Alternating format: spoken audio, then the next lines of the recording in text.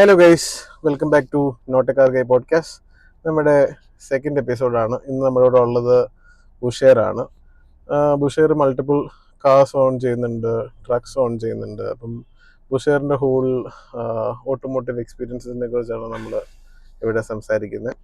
Welcome Busher. Hi. എടാ, അപ്പം എനിക്ക് ചോദിക്കാനുള്ള ആദ്യത്തെ ക്വസ്റ്റ്യൻ എന്ന് പറഞ്ഞാൽ how did you get into automotive, അല്ലെങ്കിൽ ഈ ഓട്ടോമൊബൈൽസിലോട്ടുള്ളൊരു ഇഷ്ടം അല്ലെങ്കിൽ താല്പര്യം എങ്ങനെയാണ് തുടങ്ങി? അതൊരു നെസസിറ്റിയുടെ ഭാഗമായിട്ട് വന്നൊരു ഇഷ്ടമാണോ, അതോ പണ്ട് തൊട്ടേ വണ്ടികളോട് താല്പര്യം ഉണ്ടായിരുന്നോ? ആക്ച്വലി അത് വന്നേക്കുന്നത് നെസസിറ്റിയുടെ പാർട്ടായിട്ടാണ്. അല്ലാതെ അത് നമ്മൾ യൂസ് ചെയ്തിട്ടാണ് നമുക്ക് വണ്ടിയോട് താല്പര്യം തുടങ്ങിയത്. എൻ്റെ ഒരു ഓർമ്മ ശരിയാണെങ്കിൽ ഞാൻ 5ാം ക്ലാസ് മുതൽ ബൈക്ക് ഓടിക്കുന്നുണ്ട്. ഓക്കെ, ഞാൻ 7th എത്തിയപ്പോൾ എനിക്ക് പെട്ടി ഓട്ടോ വാങ്ങിച്ചു. ഞാൻ +1 സമയത്ത് ബൊലേറോ പിക്കപ്പ് വാങ്ങിച്ചു. ഓക്കെ, അങ്ങനെയാണ് അത്. അതുകൊണ്ടാണ് നെസസിറ്റിയുടെ പാർട്ടായിട്ടാണ് ഇതിനുള്ള ഈ ഒരു വണ്ടി ഒരു ക്രേസായി വന്നത്. പക്ഷെ ഇപ്പൊ എനിക്ക് ഡ്രൈവ് ചെയ്ത് പോകുന്നത് ഭയങ്കര ഇഷ്ടം. എനിക്ക് ഏറ്റവും കൂടുതൽ ഇഷ്ടമുള്ള കാര്യം ഡ്രൈവ് ചെയ്ത് പോകുന്നതാണ്, അതും സോളോ പോകുന്നതാണ്. Okay okay. അപ്പം ഇപ്പം നീ ഏതൊക്കെ വണ്ടികളാണ് യൂസ് ചെയ്യുന്നത് മെയിൻലി? ഇപ്പം കാറുകൾ എടുത്തു കഴിഞ്ഞാല് ഒരു ആൾട്ടോ 800 ഉണ്ട്. അതൊരു 2014 കണ്ട് വാങ്ങിച്ചതാണ്. പിന്നെ ഉള്ളത് XUV 300 ഉണ്ട്, 2 പിക്കപ്പ് ഉണ്ട്, ഒരു പെട്ടിയോട്ടോ ഉണ്ട്, പിന്നെ കുറച്ച് ബൈക്സ് ഉണ്ട്. ബൈക്സ് സാധാ കമ്മ്യൂട്ടർ വെഹിക്കിൾസ് ആണ്. ഒരു റോയൽ എൻഫീൽഡിന്റെയും പിന്നെ ഒരു FZ ഉണ്ട്. ഓക്കെ. അപ്പൊ ഇതിനകത്ത് ഇപ്പം നിന്റെ മോസ്റ്റ് ഫേവറേറ്റ് പിക്ക് ഏതാ? അതായത് ഇപ്പം എവിടെയെങ്കിലും പെട്ടെന്ന് പോകണമെന്നുണ്ടെങ്കിൽ ഈ വണ്ടികളെല്ലാം അവൈലബിൾ ആണെങ്കിൽ നീ ഏതായിരിക്കും ചൂസ് ചെയ്യുക? പിക്കപ്പിന്റെ കാര്യം വിട്ടേക്ക്, നോർമൽ കമ്പ്യൂട്ടർ കാർസിന്റെ കാര്യം എടുത്ത് നോക്കുവാണെങ്കിൽ. ആക്ച്വലി ഞാനിപ്പം XUV 300 ആണ്. ബിക്കോസ് അത് നല്ല കംഫർട്ടാണ്. പിന്നെ എന്താ പറയുക, ഒരു സ്റ്റെബിലിറ്റിയും, ഈവൻ ഒരു 120 പോയി കഴിഞ്ഞാൽ ഭയങ്കര ഈവൻ കേരളത്തിൽ കൂടെ തന്നെ അത്യാവശ്യം നല്ല സ്റ്റെബിലിറ്റി ഉണ്ട്. പക്ഷെ സിറ്റി ഡ്രൈവ് ആണെങ്കിൽ അല്ലെങ്കിൽ ഏത് മുടുക്കിലൂടെയും പോകാനുള്ളതാണെങ്കിൽ ഞാൻ ആൾട്ടോ ആണ് യൂസ് ചെയ്യുക. ഓക്കെ. ഇതിനകത്ത് ഇപ്പം XUVയുടെ ഓണർഷിപ്പ് എക്സ്പീരിയൻസ് എങ്ങനെയുണ്ട്? ഇപ്പൊ എത്ര കിലോമീറ്റർ വണ്ടി ഓടിയിട്ടുണ്ട്? ഞാൻ ആക്ച്വലി 2022 വണ്ടി എടുത്തിരിക്കുന്നത്. ഓക്കെ, ഇപ്പൊ ഏകദേശം ഒരു 80 കിലോമീറ്ററിന് മുകളിൽ ഓടിയിട്ടുണ്ട്.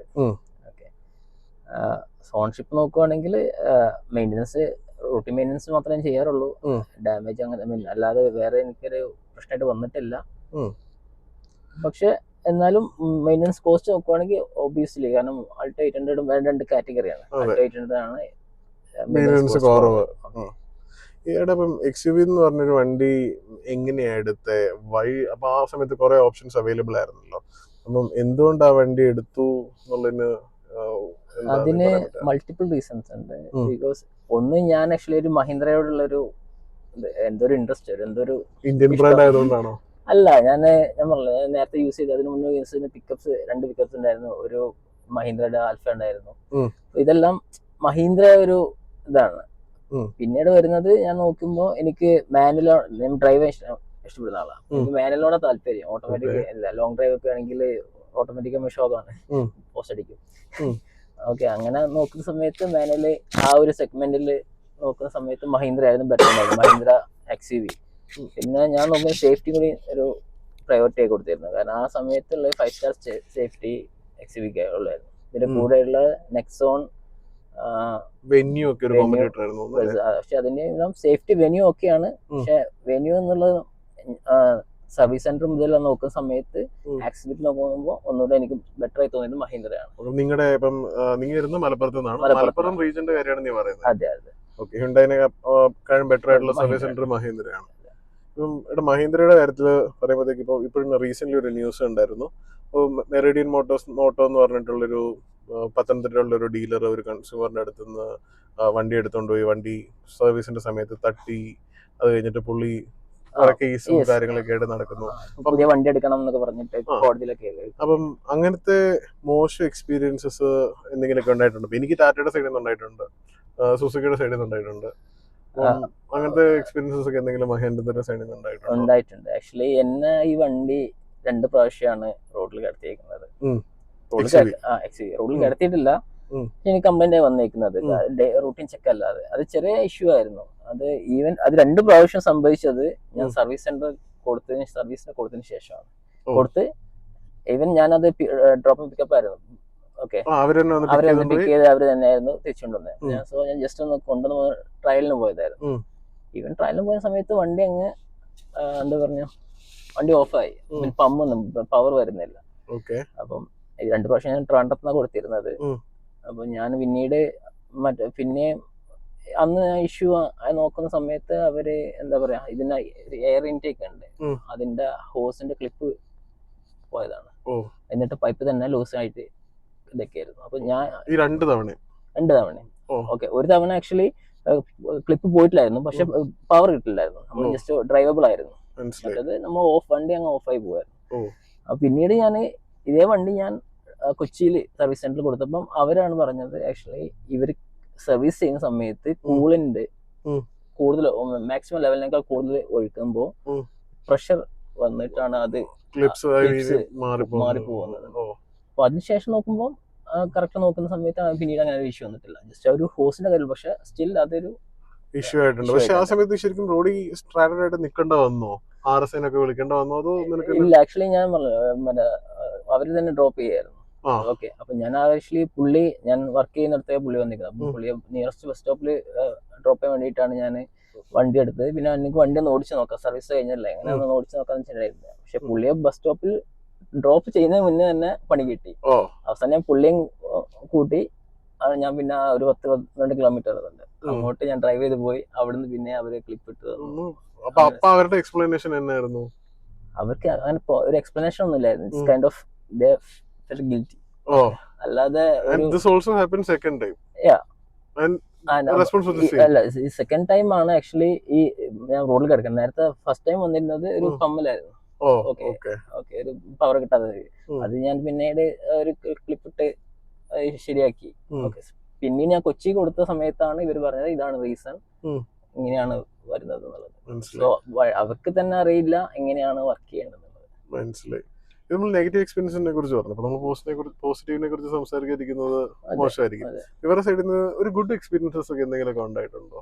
ഗുഡ് എക്സ്പീരിയൻസ് ഉണ്ടായിട്ട് വെച്ച് കഴിഞ്ഞാൽ യെസ്, ആക്ച്വലി ഈ എറണാകുളത്തെ PPS മഹീന്ദ്ര, അവിടെ ഞാൻ ആക്ച്വലി ഈ വണ്ടി ഈ ബ്രേക്ക് ഡൗൺ ആയതല്ല, ഞാൻ അത് എൻ്റെ ഒരു പ്രശ്നമായിരുന്നു. ഞാൻ വണ്ടിയുടെ ബ്രേക്ക് ഷൂ നോക്കിയില്ലായിരുന്നു.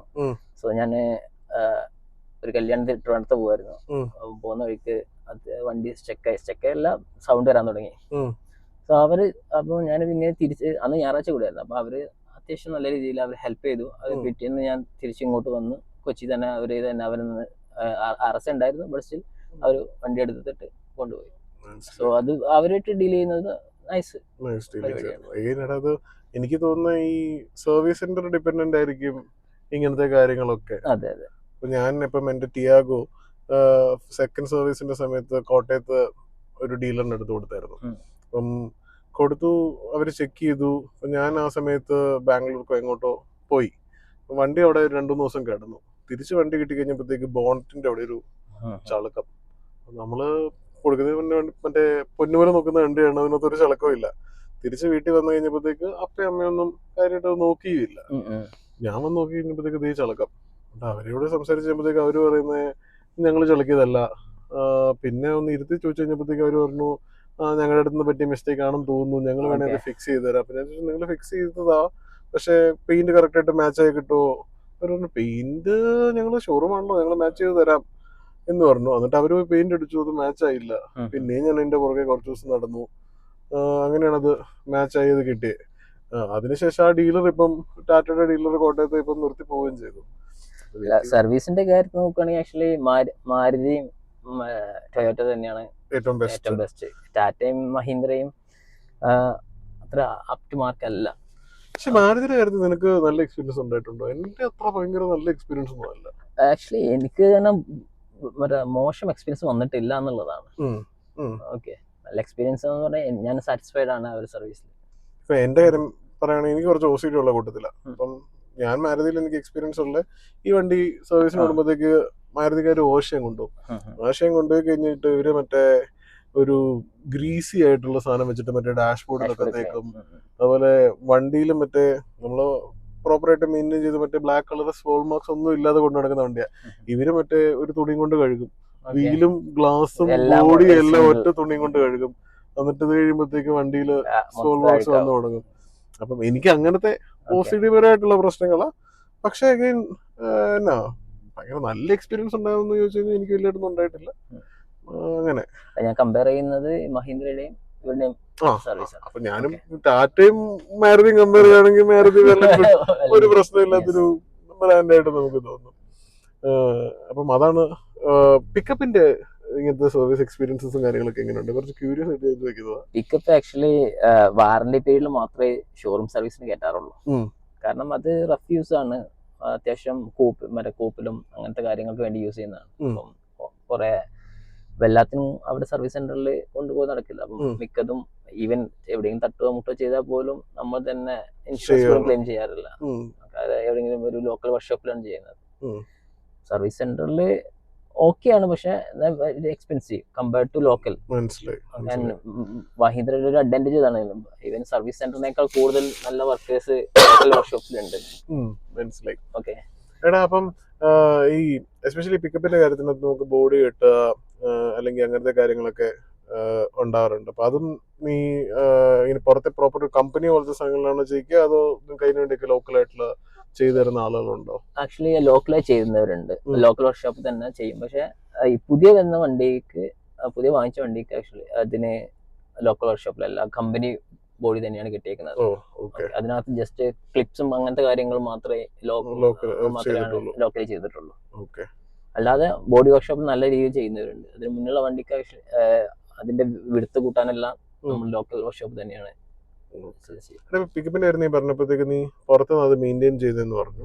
അപ്പം ഞാന് എന്റെ വണ്ടി പുറത്ത് എവിടെയെങ്കിലും സർവീസിന് കൊടുക്കാൻ നേരത്ത് എനിക്ക് ഈ ആഫ്റ്റർ മാർക്കറ്റ് പാർട്സിനോടൊരു അതിയായിട്ടുള്ള ആഗ്രഹമുണ്ട്. ഒരു എക്സാമ്പിൾ പറയുകയാണെങ്കിൽ ഇപ്പം സുസുക്കിയുടെ കാര്യം എടുക്കാം. സുസുക്കിയുടെ വണ്ടിയുടെ ബ്രേക്ക് പാഡ് മാറണം. അപ്പം ഞാൻ ഷോറൂമിൽ നിന്ന് മാറാതെ ഞാൻ പുറത്തൂടെ നല്ല ചിലപ്പോൾ വല്ല EBCയോ അല്ലെങ്കിൽ അങ്ങനെ എന്തെങ്കിലുമുള്ള ബ്രാൻഡിന്റെ ബ്രേക്ക് പാഡ്സ് ഒക്കെ മേടിച്ചിടാൻ നോക്കാറുണ്ട്. ഈ പിക്കപ്പിന്റെ കാര്യത്തിലും അങ്ങനത്തെ കാര്യങ്ങളൊക്കെ നിങ്ങൾ ചെയ്യാൻ ആഗ്രഹമുണ്ടോ അല്ലെങ്കിൽ ചെയ്യാറുണ്ടോ? കുറച്ചുകൂടി ഇങ്ങനത്തെ കോമ്പണൻസ്, ഇപ്പോൾ എക്സാമ്പിൾ ഒരു ഫ്യൂൽ പമ്പോ അല്ലെങ്കിൽ ഒരു സസ്പെൻഷന്റെ സാധനങ്ങളോ, അതൊക്കെ അങ്ങനെ ആഫ്റ്റർ മാർക്കറ്റ് പാർട്സ് ആണോ ചെയ്യുന്നത്, അതോ? ഇല്ല, ആക്ച്വലി അങ്ങനത്തെ ഒരു മോഡിഫിക്കേഷൻ പിക്കപ്പിന്റെ കേസിൽ വരുന്നില്ല. ഓക്കെ, അപ്പം ആഫ്റ്റർ മാർക്കറ്റ് എന്ന് പറയുന്നത് ഈവൻ കംപ്ലൈന്റ് ആയാൽ പോലും ഞാൻ കുറച്ചൊരു ക്ലാരിറ്റി എടുത്തു. ഇപ്പം അതായത് മറ്റേ ബാക്കിലത്തെ ലീവ് സ്പ്രിങ്സ് അത് പല ബ്രാൻഡ്സ് ഇറക്കുന്നുണ്ടാവുമല്ലോ. അപ്പൊ നിങ്ങൾക്ക് കുറച്ചുകൂടി ലോഡ് ക്യാരിങ് കപ്പാസിറ്റി കൂടുതലുള്ള സ്പ്രിങ്സ് മറ്റേ ലീവ്സ് വേണേ വെക്കാം. ആക്ച്വലി അത് ചെയ്യുന്ന വെച്ച് കഴിഞ്ഞാൽ നമ്മൾ വണ്ടി ഇറക്കുമ്പോൾ തന്നെ നമ്മൾ ലോക്കൽ വർക്ക്ഷോപ്പ് കൊണ്ടുപോയിട്ട് ലീവ് സെറ്റിന്റെ അഡീഷണൽ ലീവ് സെറ്റ് ഇടും. അതെ, അത് ഈ പറയുന്ന പോലെ OG ആവണമെന്നില്ല, may be local after market product ആയിരിക്കും. പക്ഷെ അത് നമ്മൾ ഇവര് സജസ്റ്റ് ചെയ്യുന്നതാണ്, അല്ലെങ്കിൽ ലോക്കൽ വർക്ക്ഷോപ്പ് സജസ്റ്റ് ചെയ്യുന്നതാണ്. കാരണം അവര് ഇങ്ങനെ എല്ലാ വണ്ടിയേക്കും അവിടെ ഓൾമോസ്റ്റ് എല്ലാ വണ്ടിയേക്കും ഇങ്ങനെ ചെയ്തിട്ട് എക്സ്പീരിയൻസ് ഉണ്ട്. സോ അവരുടെ സജഷനാണ് നമ്മൾക്ക് ഇങ്ങനെ സാധനങ്ങൾ ചെയ്യണം. ജസ്റ്റ് എന്തിനാണ് പർപ്പസ് എന്ന് പറയുള്ളൂ. തടി എടുക്കാനാണെങ്കിൽ ഓക്കെ, അപ്പൊ സാധാരണ ആ ഒരു റേഞ്ചിലുള്ളതിന് അത്രയും എക്സ്ട്രാ ലീഫ് സെറ്റ്സ് നമ്മൾ ആഡ് ചെയ്യും. ഓക്കെ, ബാക്കി ഉള്ള രണ്ട് വണ്ടികൾ ഓൾട്ടോ 800 ആണെങ്കിലും XUV ആണെങ്കിലും പ്രോപ്പർലി ഷോറൂം മെയിൻറ്റെയിൻഡ് ആണ്. ഷോറൂം മെയിൻറ്റെയിൻഡ് ആണ്. ഓക്കെ, ഈ പിക്കപ്പ് ഉണ്ട്, അതുപോലെ തന്നെ XUV ഉണ്ട്, ഇതൊക്കെ വലിയ വണ്ടികളാണ്. വലിയ വണ്ടികൾ സെൻസിലേക്ക് അത്യാവശ്യം റീസെന്റ് സൈസ് ആയിട്ടുള്ള വണ്ടികളാണ്. ഈ ഓൾട്ടോ 800ന്റെ പിന്നിലെ കഥ എന്താ? അതെന്താണ് പോയി ഭയങ്കര ഉണ്ടാകുന്ന ഒരു ചേതോവികാരം? അത് ചേതോവികാരം എന്ന് വെച്ചാല് പ്രത്യേകിച്ച് ചേതോവികാരം ഒരു വണ്ടി എടുക്കണം എന്നുണ്ടായിരുന്നു. അപ്പൊ വണ്ടി എടുക്കണം എന്ന് വെച്ചു. അപ്പന് നമ്മള് അന്നത്തെ കാലത്ത് നേരത്തെ പറഞ്ഞിട്ടുണ്ടെന്ന് തോന്നുന്നു, S-Star ആയിരുന്നു ഞാൻ പ്ലാൻ ചെയ്തിരുന്നത്. ഓക്കെ, അന്ന് സ്വിഫ്റ്റ് S-Star ആ ഒരു S-Star അധികം ക്ലച്ച് പിടിച്ചില്ല, ബട്ട് സ്റ്റിൽ അന്ന് ഒരു വെറൈറ്റി മോഡലായിരുന്നു, എനിക്ക് ഇഷ്ടപ്പെട്ടു. ലുക്ക് ആൻഡ് ഫീൽ പക്ഷെ ഇതേപോലെ അപ്പന് ഒരു വേറെ വൈബ് മനുഷ്യനാണ്. പുള്ളി ഞാൻ ഒരു ദിവസം ക്ലാസ് കഴിഞ്ഞ് വരുന്ന സമയത്ത് ഉണ്ട് വീട്ടിൽ കാറ്. അപ്പൊ ഞാൻ ചോദിച്ചു എന്തെടുത്ത്, പെട്ടെന്ന് ഒരു തീരുമാനമില്ലായിരുന്നു, ജസ്റ്റ് ഡിസ്കഷൻ മാത്രമല്ലായിരുന്നു. അപ്പൊ പറഞ്ഞു ഇവര് അവിടുത്തെ നാട്ടിലെ അപ്പനും കൂട്ടുകാരും നാട്ടിലെ അങ്ങാടിയിലൊരു അവർ കൗണ്ടർ ഇട്ടായിരുന്നു, മറ്റേ ഡിസ്പ്ലേ ഒക്കെ വെച്ചായിരുന്നു വണ്ടി. ഓക്കെ, അപ്പൊ അവര് 5 പേര് കൂടിയിട്ട് അങ്ങ് എടുത്തേക്കാന്ന് വെച്ചിട്ട് ഒരുമിച്ച് ഒരേ മോഡല് ആ സെയിം ഡേ അങ്ങ് ഡെലിവറി എടുത്തു. ചുമ്മാ എടുത്തതാണ്. ആക്ച്വലി ആർക്കും അങ്ങനെ വണ്ടി എടുക്കണം എന്നുള്ളൊരു ആഗ്രഹമൊന്നുമില്ല, ഇന്ന വണ്ടി വേണമെന്നില്ല. ജസ്റ്റ് അവർ കണ്ടപ്പോ ഓക്കെ എന്നാ എടുത്തേക്കാം, ഒരു വൈബ് പിടിച്ചതാണ്. അങ്ങനെയാണ് അൾട്ടോ 800 വന്നത്. സോഫർ ഭയങ്കര നല്ല വണ്ടിയാണ്. നീ അത്യാവശ്യം കൊണ്ട് ട്രാവൽ ചെയ്യാറുണ്ടല്ലോ. ഉണ്ട്, നല്ല വണ്ടിയാണ് ആക്ച്വലി. ഏത് മുടുക്കിലൂടെ പോവാണെങ്കിലും ഭയങ്കര. നീ ഇപ്പൊ മലപ്പുറത്ത് നിന്ന് എറണാകുളത്തിന് വരുവാണെങ്കിലും തിരുവനന്തപുരത്തിന് വരുവാണെങ്കിലും അതുകൊണ്ട് വരാറുണ്ട്. ആ കംഫർട്ട് എങ്ങനെയുണ്ട്? ഇപ്പം ഞാൻ നീ ഒരു XUV യൂസ് ചെയ്യുന്നതിന്റെ ഒരു ബേസിസിൽ ചോദിക്കുക. അതായത് ഇപ്പൊ ലോങ് ഡ്രൈവിന് ചെറിയ വണ്ടി കൊണ്ട് നമുക്ക് പോവാം, വലിയ വണ്ടികളും കൊണ്ട് പോവാം. അപ്പൊ നിന്റെ ഒരു എക്സ്പീരിയൻസ് വെച്ചിട്ട് ആ ഒരു കംഫർട്ടിന്റെ ഡിഫറൻസ് എങ്ങനെയാ? കംഫർട്ടിന്റെ ഡിഫറൻസ് വെച്ച് കഴിഞ്ഞാല് XUV ആയിട്ട് പോവാണെങ്കിൽ വളരെ ഒതുങ്ങി പോവണം. സ്റ്റെബിലിറ്റി അങ്ങനത്തെ കാര്യങ്ങളെല്ലാം കംഫർട്ട് എല്ലാം XUV-യിലാണ് കൂടുതൽ. പക്ഷെ നമ്മളൊരു ഡീസെന്റ് ആയി പോകണം, നല്ല റോഡ് വേണം. കുറച്ചുകൂടെ ഇപ്പം മോശമായിട്ടുള്ള റോഡാണെങ്കിലും നമുക്ക് ചാടി കൊണ്ടുപോകാം. അല്ലെങ്കിൽ പക്ഷെ അൾട്ടോ ഹാൻഡിൽ ചെയ്യാൻ ഭയങ്കര എളുപ്പമാണ്. ഭയങ്കര ഒരു ഹാൻഡ്ലിംഗ് എന്ന് പറയുന്നത് സൈസ് കൂടുതലാണ്. കേരളത്തിലെ ഒരു ബ്ലോക്കിലൊക്കെ പെട്ട് കഴിഞ്ഞാൽ ഷോക്കാണ്. പക്ഷെ അൾട്ടോ നമുക്ക് ഏത് മുടുക്കിലൂടെ വേണമെങ്കിലും എടുത്ത് ഞാൻ എസ്പെഷ്യലി ഞാൻ ഒറ്റയ്ക്കാണ് പോകുന്നത്. അപ്പം ഞാൻ ഒറ്റയ്ക്ക് പോകുന്ന സമയത്ത് XUV എടുത്തു കഴിഞ്ഞാൽ അത് ഓവർ പവർഡ് ആണ്. അത്രയും ആവശ്യമില്ല. ഓക്കെ, അപ്പോ അൾട്ടോ എടുത്തു കഴിഞ്ഞാലാണ് എനിക്ക് ഒന്നുകൂടെ ഇതായി തോന്നുന്നത്. എല്ലാരും എപ്പോഴും പറയുന്നൊരു കാര്യമുണ്ട്, മാരുതിയുടെ വണ്ടികൾക്ക് സേഫ്റ്റി കുറവാണ്, എസ്പെഷ്യലി ഓൾട്ടോ പോലത്തെ വണ്ടികൾക്ക് സേഫ്റ്റി കുറവാണ്. കമ്പാരിറ്റീവ്ലി XUV-ക്ക് കുറച്ച് സേഫ്റ്റി സ്റ്റാൻഡേർഡ്സ് ഒക്കെ കൂടുതലാണെന്ന് എനിക്ക് തോന്നുന്നു. നിന്നെ എപ്പോഴെങ്കിലും അതൊരു കൺസേൺ ആയിട്ട് എപ്പോഴെങ്കിലും ഒരു പോയിന്റിൽ തോന്നിയിട്ടുണ്ടോ? അതായത് ഞാനിപ്പം മലപ്പുറത്ത് നിന്ന് തിരുവനന്തപുരത്ത് നിന്ന് ഓൾട്ടോയിൽ പോവാ, am I safe driving this, അല്ലെങ്കിൽ ഇതിനകത്തിരിക്കുന്നതുകൊണ്ട് ഞാൻ ഒരു സേഫ് ആണോ എന്നുള്ളൊരു തോട്ടൊക്കെ എപ്പോഴെങ്കിലും തോന്നിയിട്ടുണ്ടോ? XUV എടുക്കുവാണെങ്കിൽ ഒബ്വിയസ്ലി, കാരണം വെച്ച് കഴിഞ്ഞാൽ നമുക്ക് ഓരോ വണ്ടി എടുക്കുമ്പോൾ തന്നെ നമുക്ക് അതിന് ഒരു കോൺഫിഡൻസ് ഉണ്ട്. അതിന്റെ ബ്രേക്കിംഗ് സിസ്റ്റം എങ്ങനെയാണ്, അതിന്റെ ടയറിന്റെ കണ്ടീഷൻ എന്നൊക്കെയാണ് ഒരു എന്നെ സംബന്ധിച്ചിടത്തോളം ഞാൻ എന്റെ ഒരു കോൺഫിഡൻസ് എന്ന് പറയുന്നത്.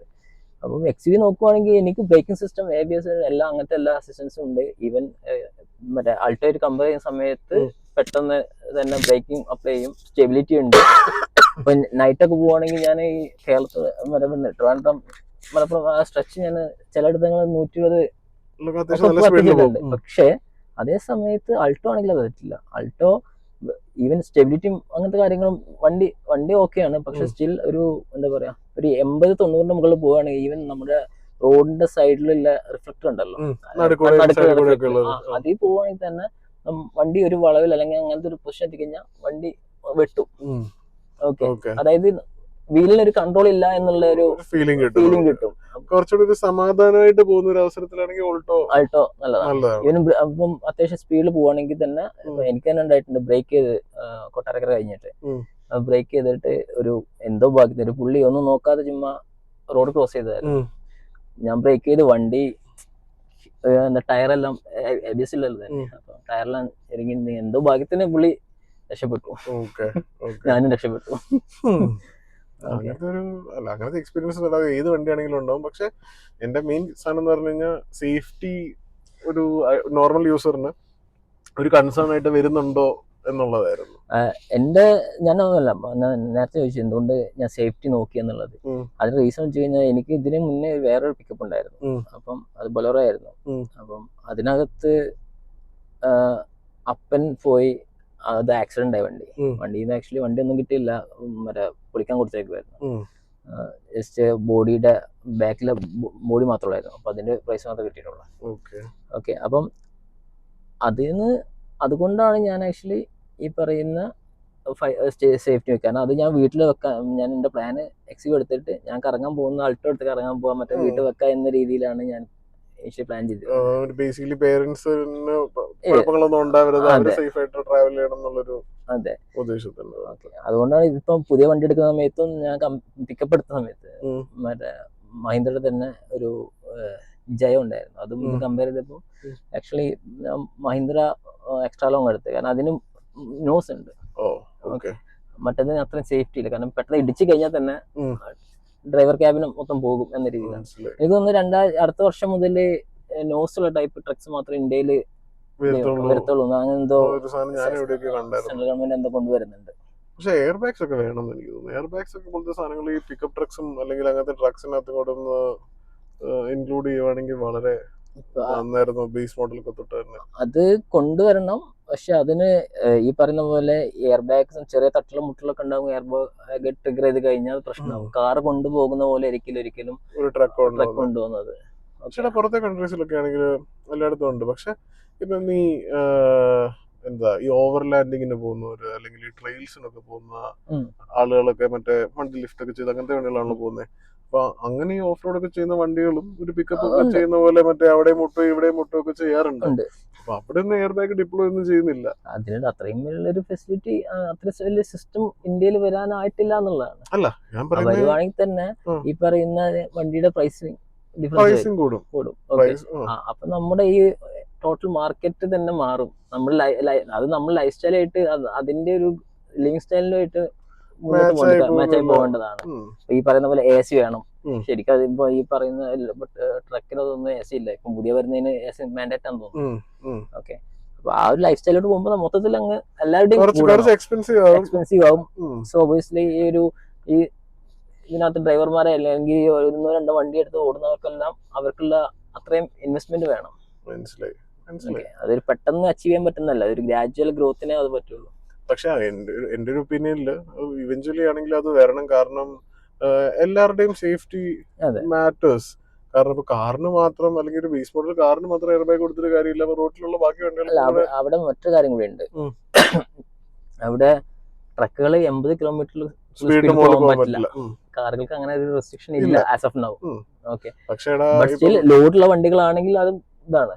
അല്ല, എന്റെ ഒരു തോട്ട് പ്രോസസ് എന്താണെന്ന് അറിയാമോ? കാറിന് ഈ പറയുന്ന സ്പീഡ് റെസ്ട്രിക്ഷൻസോ കാര്യങ്ങളോ ഒന്നും ഇല്ല. ഒരു 130-ലോ 140-ലോ ഒരു കാറ് നേരെ പോയി ഒരു ചെറിയൊരു ട്രക്കിനിട്ട് മുട്ടുവാണെങ്കിൽ കാറിലുള്ള ആള് എയർ ബാഗ് ഒക്കെ വന്ന് പുള്ളി സർവൈവ് ചെയ്യാനുള്ള പോസിബിലിറ്റി ഭയങ്കര കൂടുതലും. പിക്കപ്പിലുള്ള ആൾക്ക് ബുദ്ധിമുട്ടുകൾ ഉണ്ടാകാനുള്ള ചാൻസസ് കൂടുതലുമാണ്. പക്ഷെ ഹൈറ്റ് വെച്ച് നോക്കുമ്പോൾ ഗുഡ്സ് കാരിയേഴ്സിന് ഹൈറ്റ് കൂടുതലാണ്. സോ ഡ്രൈവർക്ക് ഡയറക്റ്റ് ഇമ്പാക്ട് കുറവായിരിക്കും. ഓക്കെ, ആൻഡ് ഈ പറയുന്ന പോലെ ആക്സിഡന്റ് 120 പോയി കാർ പോയി ഇടിക്കുകയാണെങ്കിൽ പോലും ആക്സിഡന്റ് മുന്നേ നമ്മൾ ബ്രേക്ക് അപ്ലൈ ചെയ്യുന്നതുകൊണ്ട് ഒരു 60 ആ റേഞ്ച് പോയിട്ടായിരിക്കും ഹിറ്റ് ചെയ്യുന്നത്. ഓക്കെ, ലോറി ഓൾറെഡി ഒരു 60-ലാണ്. അപ്പൊ അവനത് മുൻകൂട്ടി കാണുവാണെങ്കിൽ അവൻ വീണ്ടും സ്ലോ ഡൗൺ ചെയ്യാം. ഉറങ്ങി പോവുക അങ്ങനത്തെ കേസസ് ഒക്കെ വരും. എന്റെ പോയിന്റ് ഇത്രേ ഉള്ളൂ. സേഫ്റ്റി എന്ന് പറയുന്ന സാധനം എല്ലാവർക്കും ബാധകമാണ്. അവിടെ ഒരു വേർതിരിവ് എനിക്ക് അങ്ങനെ ഫീൽ ചെയ്യുന്നുണ്ട്. കാറുകാരന് എയർ ബാഗും സാധനങ്ങളൊക്കെ, പക്ഷെ ട്രക്കുള്ള ആളുകൾക്ക് അതില്ല എന്നുള്ളൊരു സാധനം.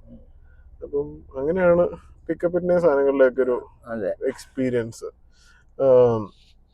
ഇതിനകത്ത് നീ പറഞ്ഞു എന്നാ ഒരു ഫേവറേറ്റ് കാർ ടു പിക്ക് എന്നൊക്കെ ചോദിച്ചു കഴിഞ്ഞാൽ നേരത്തെ ഒരു XUV ആണെന്ന് നീ പറയുന്നുണ്ടായിരുന്നു. അപ്പം ഇനി ഇപ്പം ഈ 2 വണ്ടികൾക്കകത്ത് ഏതെങ്കിലും ഒരു വണ്ടി മാറുന്നുണ്ട് എന്നുണ്ടെങ്കിൽ ആസ്പിറേഷണൽ ബൈയും ഉണ്ട്, അറ്റൈനബിൾ ബൈയും ഉണ്ട്. അപ്പൊ അറ്റൈനബിലിറ്റി നമ്മൾ നോക്കുവാണെങ്കിൽ അടുത്ത് കൺസിഡർ ചെയ്യാൻ പോകുന്ന ഓപ്ഷൻസ് എന്തൊക്കെയായിരിക്കും? അതുപോലെ വണ്ടി മാറാൻ ഉദ്ദേശം ഉണ്ടെങ്കിൽ എന്തുകൊണ്ട് മാറാൻ ഉദ്ദേശിക്കുന്നു? ആക്ച്വലി ഇപ്പൊ എനിക്ക് വണ്ടി മാറാൻ ഉദ്ദേശം ആസ് ഓഫ് നോ ഇല്ല. ബിക്കോസ് അത് വേറെ കുറച്ച് പേഴ്സണൽ റീസൺസ് ആണ്. പക്ഷെ മാറുവാണെങ്കിൽ ഞാൻ അത് 3 XUV ആയിരിക്കും കൊടുക്കുന്നത്. കാരണം ഞാൻ അടുത്ത് നോക്കുന്നത് അടുത്തൊരു സെഗ്മെന്റിലെ വണ്ടിയാണ്. ഓക്കെ, അപ്പം SUV അല്ലെങ്കിൽ അതിന്റെ തന്നെ ഇലക്ട്രിക് മൈത്ര തന്നെ 6-യോ 9-യോ ഓക്കെ, ആ രീതിയിലോട്ടാണ് ഞാൻ നോക്കുന്നത്. അപ്പൊ എന്തായാലും ഒരു ചെറിയ വണ്ടി ഹാൻഡി ആയിട്ടുള്ള ഒരു വണ്ടി എപ്പോഴും കൈ വേണം. അതുകൊണ്ട് അൾട്ടോ അവിടെ തന്നെ കീപ്പ് ചെയ്യും. ഞാൻ മാറാൻ ഉദ്ദേശിക്കുകയാണ്. സാധാരണ ഐ മീൻ പേഴ്സണലി എനിക്ക് ഒരെണ്ണം വിറ്റിട്ട് പുതിയ എടുക്കുന്നതിന് താല്പര്യമില്ല. സ്റ്റിൽ എക്സ്ട്രാ വണ്ടി ഒന്ന് അത് മെയിൻറ്റെയിൻ ചെയ്യുക, അങ്ങനത്തെ കുറച്ച് ബുദ്ധിമുട്ടുകളുണ്ടല്ലോ, ഇൻഷുറൻസ്, ടാക്സ്. അത് മാത്രമാണോ റീസൺ XUV മാറി വേറെ ഒന്നും എടുക്കണം? അതോ വേറെ എന്തെങ്കിലും ഒരു റീസൺ ഉണ്ടോ?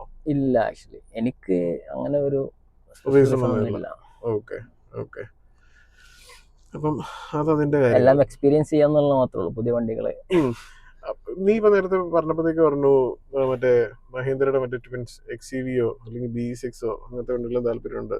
So what is your take on electric cars? Like നീ നേരത്തെ പറഞ്ഞു പിക്കപ്പ് നീ എടുത്തത് മഹീന്ദ്രയുടെ വണ്ടികൾ എടുത്തത് നിന്റെ നാട്ടിലുള്ള വർക്ക്ഷോപ്സിൽ മറ്റേ മെയിൻ്റെനൻസ് ഒക്കെ ചെയ്യാൻ പറ്റുന്നുള്ളൊരു കോൺഫിഡൻസിന്റെ പുറത്താണെന്നൊക്കെ പറഞ്ഞു.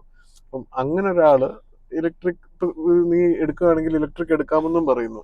അപ്പം വൈ ഇലക്ട്രിക്? അല്ലെങ്കിൽ what is your whole thought process behind electric cars? Just experience ചെയ്യാന്ന് മാത്രമേ ഉള്ളൂ. ഓക്കെ, അല്ലാതെ ഞാനിപ്പം ഈ പറഞ്ഞ ഇലക്ട്രിക് കാർസ് ഇമ്മീഡിയറ്റ് എടുക്കുന്നില്ല. കേരളത്തിൽ അതിന് മാത്രമുള്ള സർവീസ് സെന്ററുകളൊന്നും വന്നിട്ടില്ല. ചാർജിങ് സ്റ്റേഷൻസ് വരുന്നേ ഉള്ളൂ. ചാർജിങ് സ്റ്റേഷൻ വരുന്നേ ഉള്ളൂ. ബട്ട് സ്റ്റിൽ അതിന്റെ ഒരു ലുക്ക്, ഐ മീൻ നമ്മൾ കുറച്ച് കാര്യങ്ങൾ നമ്മൾ അട്രാക്ട് ചെയ്യുമല്ലോ.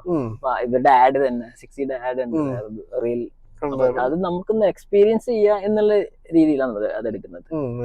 ഓക്കെ, മറ്റത് വണ്ടി എടുത്തിരിക്കുന്ന അന്നൊരു നീഡിന്റെ പുറത്ത് എടുത്തിരുന്നതാണ്, ഇപ്പൊ നമ്മളൊരു ക്രേസിന്റെ പുറത്ത് എടുക്കുന്നതാണ്. മനസ്സിലായി. അതുപോലെ ഈ ടാറ്റയുടെ ഹാരിയർ ഒക്കെ ഇറങ്ങുന്നുണ്ട്, അപ്പൊ അതിനെ കുറിച്ചുള്ള ഒരു ഐഡിയ എന്താ? ടാറ്റ വണ്ടികളോട് നിങ്ങൾക്ക് താല്പര്യം ഇല്ലാഞ്ഞുകൊണ്ട് അതിന്റെ കാര്യങ്ങളെ കുറിച്ച് സംസാരിക്കാവുന്നതാണോ, അതോ? ടാറ്റയോട് എന്തോന്ന് അറിയില്ല, എനിക്കൊരു താല്പര്യക്കുറവുണ്ട്. റീസൺ എന്താന്ന് അറിയില്ല, പക്ഷെ എന്തോ ഒരു ബ്ലോക്ക് ഉണ്ട് അവിടെ ടാറ്റ എന്ന് പറയുന്ന സമയത്ത്. മനസ്സിലായി. നല്ല വണ്ടികളുണ്ട്, ഹാരിയറൊക്കെ നല്ല വണ്ടികളൊക്കെ നല്ലതാണ്. സർവീസിന്റെ കാര്യത്തിൽ മഹീന്ദ്രയുമായിട്ട് കൂടെ കമ്പയർ ചെയ്യുന്നത് ടാറ്റ കുറച്ച് മോശമാണ്. മഹീന്ദ്രയും ഭയങ്കര നല്ലതെന്നല്ല, മോശം എക്സ്പീരിയൻസസ് ആണ്. ഒരു ബ്ലോക്ക് ഉണ്ട്, അത്രേ ഉള്ളൂ. എന്തുകൊണ്ടാണ് ആ ബ്ലോക്ക് എന്നറിയില്ല. മേ ബി നമ്മുടെ ഒരു സോഷ്യലി എല്ലാരും പറയുന്ന ടാറ്റ മോശമാണ്, ആവാം. പക്ഷെ അവര് ഭയങ്കര ഇമ്പ്രൂവ് ചെയ്യുന്നുണ്ട്. ഇപ്പം ഇലക്ട്രിക് വണ്ടികൾക്ക് വേണ്ടി സ്പെസിഫിക് ആയിട്ട് മറ്റേ .EV എന്ന് പറഞ്ഞിട്ടുള്ള ഷോറൂംസും കാര്യങ്ങളൊക്കെ വരുന്നുണ്ട്. പിന്നെ നല്ല ഇപ്പൊ ഹാരിയറിന്റെ ഫഹദ് വീപ്പിനെ വെച്ചിട്ടുള്ള ആഡൊക്കെ ഭയങ്കര വണ്ടി എടുത്താൽ കൊള്ളാമെന്ന് ആൾക്കാർക്ക് തോന്നിക്കുന്ന ടൈപ്പ് ഓഫ് ഒരു സാധനങ്ങളാ. എനിക്കൊന്ന് ടാറ്റയുടെ തോന്നുന്നു ഒരു വണ്ടിയായിട്ട് നേപ്പാളിൽ പോയിരുന്ന ഒരു ഇതല്ലേ നമ്മുടെ പഞ്ചല്ലോ കേർവായിട്ട് നേപ്പാളിൽ പോകുന്ന ഇൻഫ്ലുവൻസറിന്റെ ഞാൻ കണ്ടായിരുന്നു. അതുപോലെ ഇപ്പൊ ആസ്പിറേഷണൽ ബേസിന്റെ കാര്യം എങ്ങനെയാ? അതായത് ഇപ്പൊ നീ ഇങ്ങനത്തെ കാര്യങ്ങൾ പറഞ്ഞു, നമുക്ക് അച്ചീവ് ചെയ്യാൻ പറ്റുന്ന സാധനങ്ങളെ കുറിച്ച് സംസാരിച്ചു. ആസ്പിറേഷണൽ ബേസ് വല്ലതും ഉണ്ടോ? അതായത് ഇപ്പൊ എന്റെ ഒരു കാര്യം പറയുകയാണെങ്കിൽ എനിക്ക് എന്തെങ്കിലും ഒരു കാലത്ത് ഒരു 911 അങ്ങനത്തെ വണ്ടിയൊക്കെ മേടിച്ചാൽ, അപ്പൊ അങ്ങനെ എന്തെങ്കിലുമൊക്കെ ഒരു ആസ്പിറേഷൻസ്? അങ്ങനെ ആസ്പിറേഷൻ എനിക്ക് 2 വണ്ടി ഇപ്പൊ താല്പര്യമുണ്ട്. ചിലപ്പോൾ ഫ്യൂച്ചറിൽ മാറും, പുതിയ മോഡൽസ് ഇറങ്ങുമ്പോൾ ചിലപ്പോൾ മാറുമായിരിക്കും. ഇപ്പൊ ഉള്ള 2 വണ്ടികള്, ഒന്ന് ആക്ച്വലി കൂപ്പർ, അതും ഈ പറയുന്ന അതിന്റെ കുറച്ച് വീഡിയോസ് എന്തോ കണ്ടിട്ടാണ്. പിന്നെ ഒന്ന് ഹൈലക്സ്. ഹൈലക്സ് അതൊരു ലൈഫ് സ്റ്റൈൽ ഒരു എന്ന രീതിയിൽ കൊണ്ടുപോകാനുള്ളത്. അതൊക്കെയാണ് ബുഷേറിന്റെ വാഹന വിശേഷങ്ങൾ, ബുഷേറിന്റെ ഹോൾ തോട്ട് പ്രോസസ്. നിനക്ക് ഇതിനകത്ത് വേറൊരു കാര്യം കൂടെ ചോദിച്ചോട്ടെ? എനിക്ക് ഈ വണ്ടികളുടെ ചില പാർട്സ് ഒക്കെ മാറ്റാനും കസ്റ്റമൈസേഷൻ ചെയ്യാനും ഒക്കെ ഭയങ്കര ഇഷ്ടമുള്ളൊരു കൂട്ടത്തിലാണ്. നിനക്ക് അങ്ങനത്തെ ഒരു താല്പര്യം ഉണ്ടോ? ഇനി എങ്ങനെയാ, അതായത് അതോ സ്റ്റോക്ക് ആയിട്ടൊക്കെ തന്നെ മെയിൻറ്റെയിൻ ചെയ്ത് പോകാനാണോ താല്പര്യം? എനിക്കങ്ങനെ ആവശ്യമുണ്ടെങ്കിൽ മാറ്റും എന്നുള്ളതാണ്. അല്ലാതെ ഓക്കെ, ഞാൻ അതിനകത്ത് ഒരു വണ്ടി ഓടിക്കുമ്പോൾ എനിക്ക് കംഫർട്ട് കുറവുണ്ട്, ഓക്കെ, അങ്ങനെ എന്താ ഷോക്ക് മാറ്റണം തോന്നിക്കഴിഞ്ഞാൽ മാറ്റുക, അപ്ഗ്രേഡ് ചെയ്യുക എന്നുള്ളൂ. അല്ലാതെ വണ്ടിയായിട്ട് അത് അനലൈസ് ചെയ്തിട്ട് ലൈക്ക് ഓക്കെ വണ്ടി കാണാൻ കൊള്ളില്ല, അതുകൊണ്ട് ഒന്ന് അങ്ങനെ ഒന്നുമില്ല. പർപ്പസ് മീറ്റ് ചെയ്യണം. പിന്നെ നമുക്ക് ഇപ്പൊ ഈവൻ ഞാൻ പറഞ്ഞിട്ട് നേരത്തെ XUV എനിക്ക് അതിന് പിറകെ ഇഷ്ടമല്ല, ബട്ട് സ്റ്റിൽ അതിനകത്ത് കംഫർട്ടാണ്. നമ്മൾ ഭയങ്കര ഡ്രൈവ് ചെയ്യുവാണെങ്കിലും ഭയങ്കര പവറാണ്. സോ അതുകൊണ്ടാണ്. അപ്പൊ എന്നെ സംബന്ധിച്ചോളം ഇത്രേ ഉള്ളൂ, എനിക്ക് കംഫർട്ട് ആയിരിക്കണം. ഓക്കെ ആണെങ്കിൽ ഇൻ കേസ് അതല്ല, ഇപ്പം എന്താ പറയാ, കംഫർട്ട് ഇല്ല എന്നുണ്ടെങ്കിൽ ഞാനത് അപ്ഗ്രേഡ് ചെയ്യും. മോഡിഫിക്കേഷനെ കുറിച്ചുള്ള നിന്റെ ടേക്ക്. അതെ. ഓക്കെ, വേറെ ആൾക്കാർ മോഡിഫൈ ചെയ്യുന്നതിനെ കുറിച്ച് നമുക്ക് വലിയ പരാതി ഒന്നുമില്ല. അത് ഓരോരുത്തരുടെ ഇഷ്ടമാണ്. നമുക്ക് മോഡിഫിക്കേഷൻ ചെയ്യണം. പക്ഷെ ഞാൻ കേട്ടിടത്തോളം പുറത്തെ രാജ്യങ്ങളില് ഈ പറയുന്ന മോഡിഫിക്കേഷൻ അലൗഡ് ആണ്, സർട്ടിഫൈഡ് ആയിട്ട് സർട്ടിഫൈഡ് ആയിട്ട് ആൾക്കാരുടെ അടുത്ത് നിന്ന് മോഡിഫിക്കേഷൻ വരുത്തിയിട്ട് ചെയ്യണം. അങ്ങനെ ആക്ച്വലി ഇന്ത്യയിൽ അങ്ങനെ ഒരു ലോ ഇല്ല എന്നുള്ളതാണ്. അത് കൊണ്ടുവരണം. അങ്ങനെ നമുക്ക് കൊണ്ടുവന്നാൽ തന്നെ കുറെ പേർക്ക് ജോലിയും ഇതിന്റെ പിന്നിൽ നടക്കുന്നവർക്ക് അതൊരു വേറെ പ്രൊഫഷനായി തന്നെ മാറും. ആൾക്കാർക്കൊക്കെ ആണെങ്കിലും കുറച്ചുകൂടി കസ്റ്റമൈസേഷൻ ഒക്കെ ചെയ്യാനുള്ള ഒരു താല്പര്യം വരും. ഇപ്പൊ തന്നെ നമ്മൾ ഈ സൺ ഫിലിമിന്റെ സാധനം ലീഗലായി കഴിഞ്ഞപ്പോഴത്തേക്ക് ആൾക്കാർക്കൊക്കെ തന്നെ അത് ഉപയോഗിച്ച് വണ്ടിയിൽ ഒട്ടിച്ച് ആ ഒരു ഡിഫറൻസ് ഒക്കെ മനസ്സിലായി തുടങ്ങിയിട്ടുണ്ട്.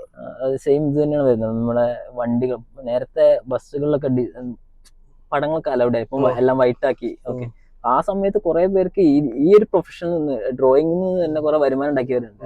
അതൊരു ജോലിയായിട്ടുള്ളവരുണ്ടായിരുന്നു. ഇപ്പൊ അവരെല്ലാം ഇപ്പൊ പ്ലെയിൻ ആയിട്ടാണ്, ചുമ്മാ അങ്ങ് സ്പ്രേ ചെയ്തിട്ട് പോയാൽ മതി എന്ന രീതിയിലായിട്ടുള്ളത്. അപ്പം ഇതൊരു എക്കണോമിക് കൂടി ഒരു ബൂസ്റ്റിംഗ് ആയിരിക്കും. സത്യമാണ്. കാരണം കുറെ ആളുകളുടെ വരുമാന മാർഗവും കുറച്ച് പുതിയ തൊഴിലവസരങ്ങൾ വരും.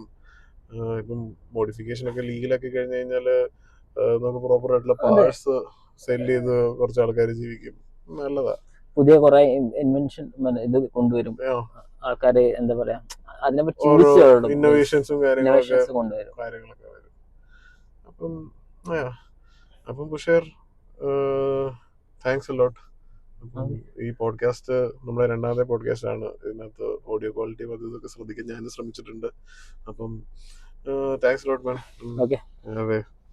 Happy motoring. വീട്ടിൽ കൊണ്ടുവിടാം കേട്ടോ. Thank U.